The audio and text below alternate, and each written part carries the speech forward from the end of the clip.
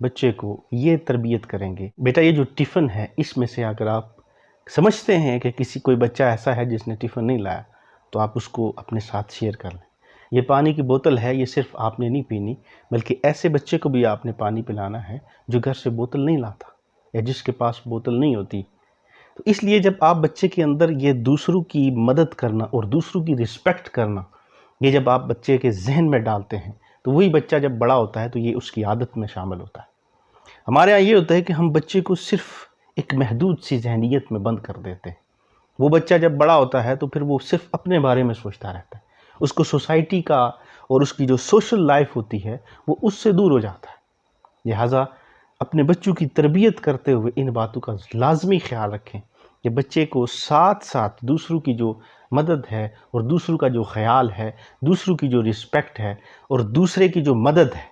یہ اپنے بچے کو